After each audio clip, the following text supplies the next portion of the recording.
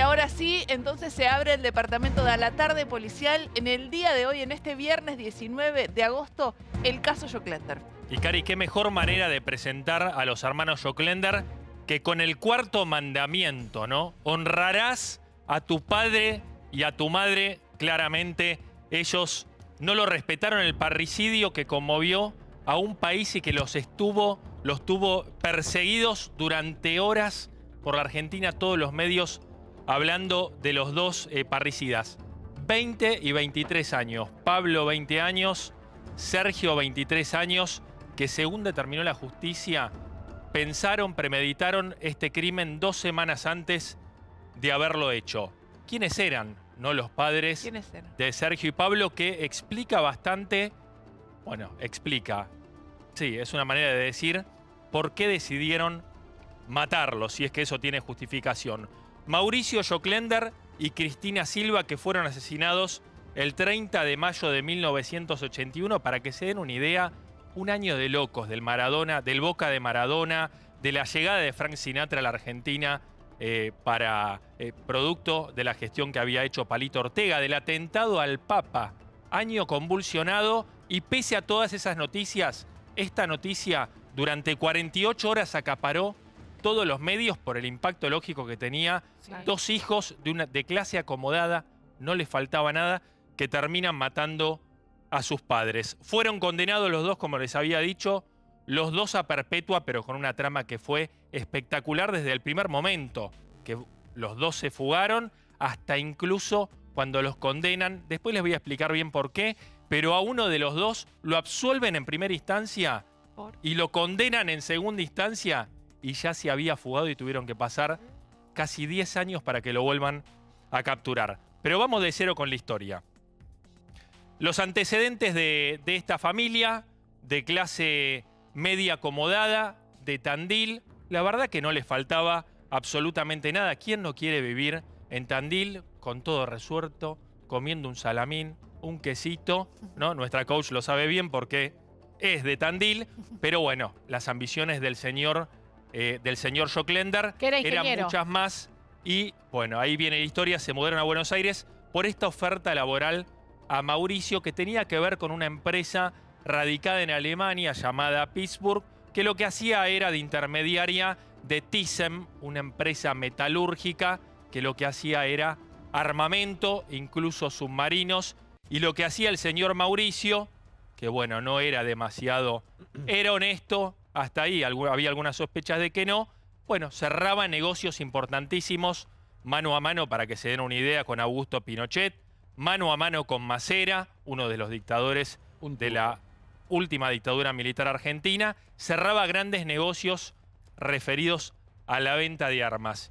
Y que a su lado, ¿quién estaba? Detrás de un gran hombre, siempre hay una gran mujer, Cristina, la titulamos la mujer histriónica, y mucho tiene que ver, pese a haber sido víctima, bueno, según constató la justicia, el por qué estos muchachos, estos hijos, deciden primero matar a su madre y segundo matar a su padre, uno supone, para que no queden testigos del crimen, ¿no? Un pequeño detalle, Diego, el día del asesinato es el día del cumpleaños de uno de ellos. Vos recién decías que hacía 2 semanas, según la investigación, ellos lo estaban planeando y sin embargo, increíblemente o no, digo, lo planean para ese día. Ese día cumplía 23 años uno de ellos y ese día los asesinan. Hermosa celebración. Armaron el festejo de cumple. Bueno, una paradoja, ¿no? Eso, tremendo. Porque el día que debería haber sido el más feliz de su vida termina siendo, no sé si el más triste, pero seguramente el último para Cristina, que me parece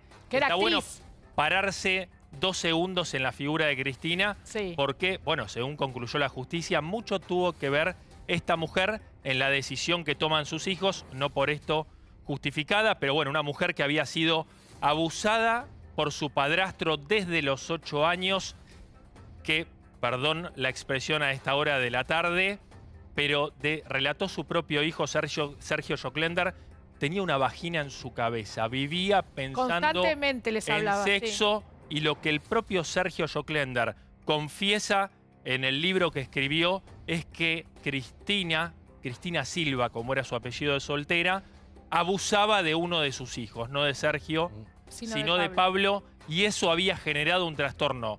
Pero No claro, solo en Pablo, sino también en Sergio Claro. y en su otra hija, que fue poco mencionada y de hecho tuvo que cambiar el apellido mediante un pedido judicial para pasar desapercibida, ¿no? Porque el apellido Joclender pasó a ser mala palabra. Le hago un agregado a Dieguito acá en este punto porque ellos eran grandes organizadores de fiestas, orgías en su casa, mientras los hijos estaban allí. La hija es la que menos perjudicada salió porque se fue a vivir al exterior. Y también, bueno, Pablo veía cómo su madre llegaba borracha, alcoholizada totalmente, salía del ámbito de las fiestas que se hacía en un departamento, tengo entendido, en Belgrano. Sí, en Belgrano. Salía de ahí y se metía en el cuarto, intentaba abusar y más de una vez el hermano lo defendió. Es una historia realmente horrorosa que la gente la puede ver en una película que se llama Pasajeros de una pesadilla, que es tremenda. Incluso dicen que cuenta menos de lo protagonizada que por sucedió. Lupi, ¿no?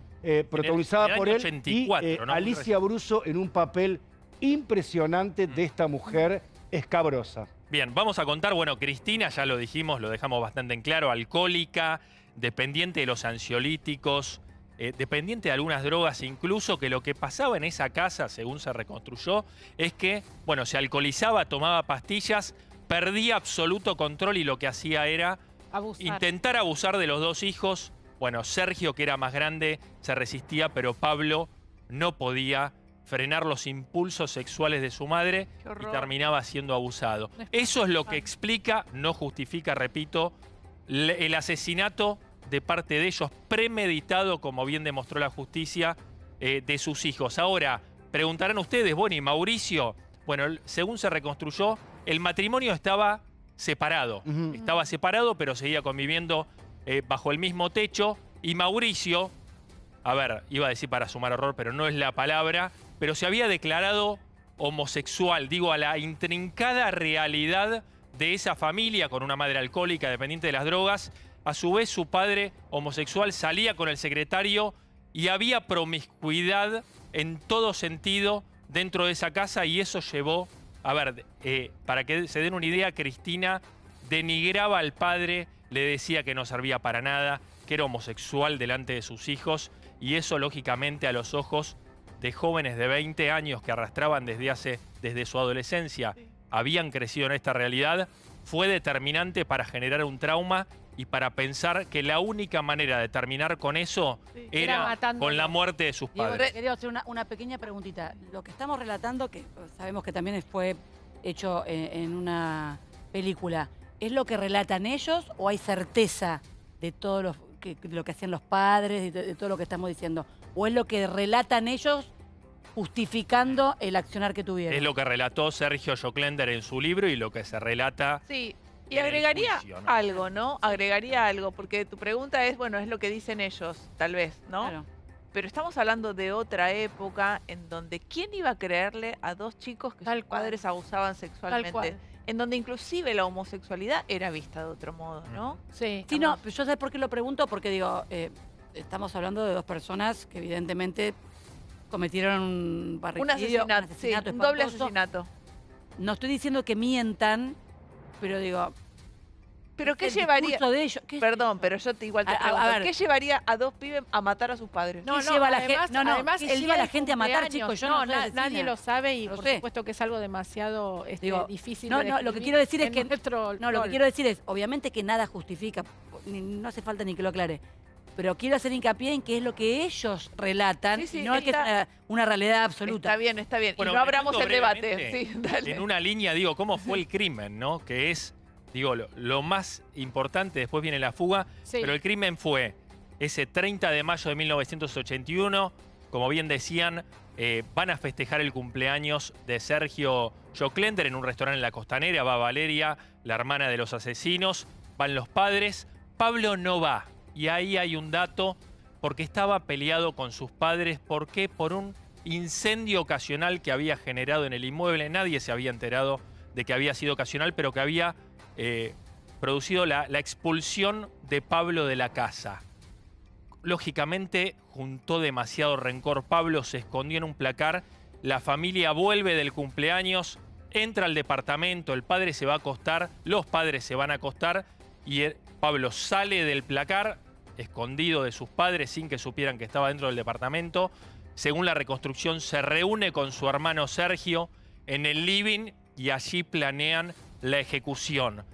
Cristina sale de la habitación, se los cruza, imagínense, alcoholizada como siempre, bajo el efecto de las pastillas como siempre, y amenaza con abusar de uno de los dos. En ese momento Pablo viene por detrás con una barreta de 30 centímetros y la impacta en la cabeza de la mujer. A continuación, Sergio toma, esto reconstruido en el expediente, Sergio toma la barreta, ultima a la madre en el piso, la ahorca con una camisa, la estrangula y le da muerte por asfixia. Inmediatamente van a la habitación, el padre dormía, lo sorprenden con la barreta, le pegan en la cabeza para que se den ideas de la ferocidad con la que lo atacan. Solamente le queda sin fractura el parietal derecho de la cabeza. Tremendo. Le destruyen el cráneo y lo terminan asfixiando en una maniobra tipo torniquete con una soga y utilizando la propia barra de acero para hacer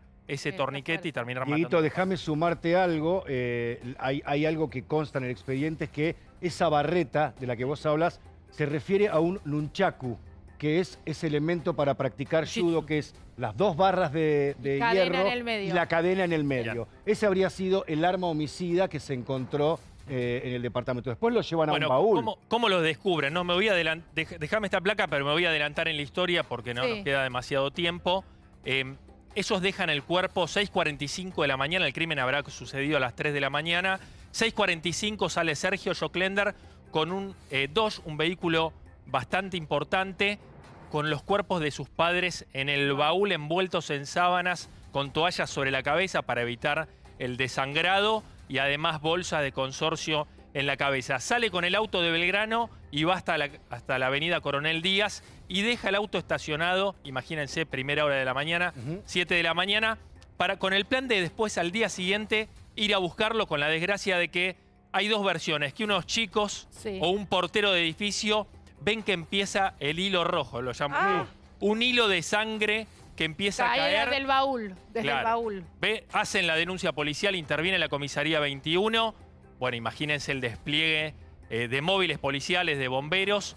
Ponen un explosivo en el baúl, logran abrirlo y cuando abren se encuentran con estas dos personas, simplemente con la chapa patente.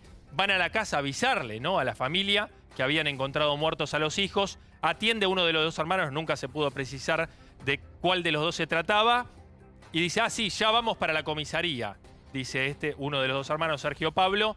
Lógicamente nunca fueron a la comisaría. Y lo que empezó en ese momento fue una de las fugas más impresionantes de la historia criminal argentina, que empieza con como dice la placa, con un paseo por la ciudad. Los dos en el otro auto familiar. Tenían dos autos, lo cual para la época era muchísimo.